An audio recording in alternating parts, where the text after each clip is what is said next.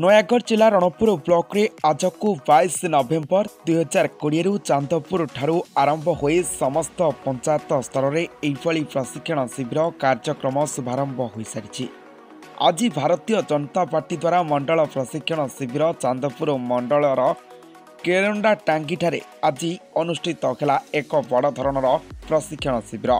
जहाँकि एथिरे अनेक युवक और बीजेपी कर्मकर्ता माने एक मोटरसाइकेल शोभा यात्रा रे चांदपुर ठारू आरंभ करी केरेंडा टांगी पर्यंत जाइतिले। यह 2 दिन धरी चलिबो। इस सभा को आगे नेबा पई भारतीय जनता पार्टी मुख्य राज्य प्रशिक्षण प्रमुख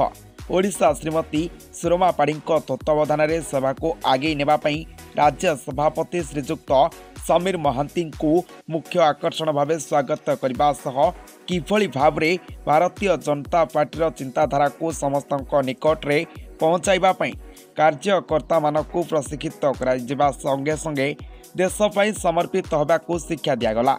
इस सभारे नयागढ़ जिला प्रभारी निरंजन मिश्र और राज्य कार्यकारी सदस्य सुकांत पाणिग्राही, जिला उप सभापति परेश मिश्र सह जिला युव मोर्चार साधारण संपादक तापस रंजन मार्था जोग देइथिले। अखिल भारतीय मंडल प्रशिक्षण योजना 2020 एभली सारा भारत वर्ष रे प्रत्येक मंडल रे आज भारतीय जनता पार्टी तरफ प्रशिक्षण शिविर 2 दिनिया प्रशिक्षण शिविर आयोजन करा जायछि। सेही आधार रे ओडिशा राज्य रे मध्य 1004 मंडल स्तर रे नवेम्बर 20 तारिख रु प्रशिक्षण शिविर आरंभ हो सारी एवं से परिप्रेक्षी रे चांदपुर मंडलर आज 2 दिनिया प्रशिक्षण शिविर उद्घाटन होता। भारतीय जनता पार्टी प्रशिक्षित कार्यकर्ता को करे थाए जो माने कि विचारगत दृष्टि दलर नीति आदर्श तथा जो जन कल्याणकारी कार्यक्रम को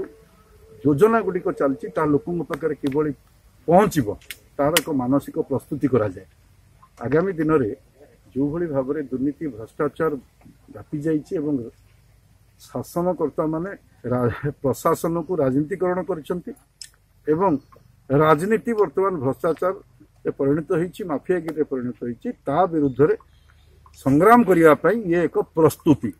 एथरे पार्टीर विचारगत विषय जो वैचारिक विषय जहाँ को आम कहूँ जो थे आम जो विचार आधार रे पार्टी आरंभ दिन आज पर्यंत कौन करिछि पार्टीर इतिहास रही ये पार्टी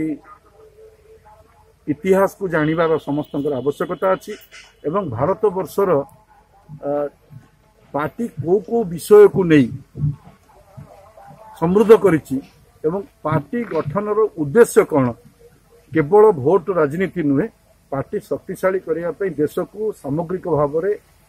देशर अंत्योदय जो पंडित दीनदयाल उपाध्याय जो एकात्म मानववाद एवं अंत्योदय ये स्वाधीनतार 72 वर्ष भितर हो पारि ना ताकू लोकं को ये सशक्तिकरण करवा एवं लोकं को सीमा सरहद देशर सुरक्षित रखिबा एवं एक शक्तिशाली राष्ट्र रे भारतवर्ष को परिणत करवा ये पाई जो रोड मैप आम भारत आम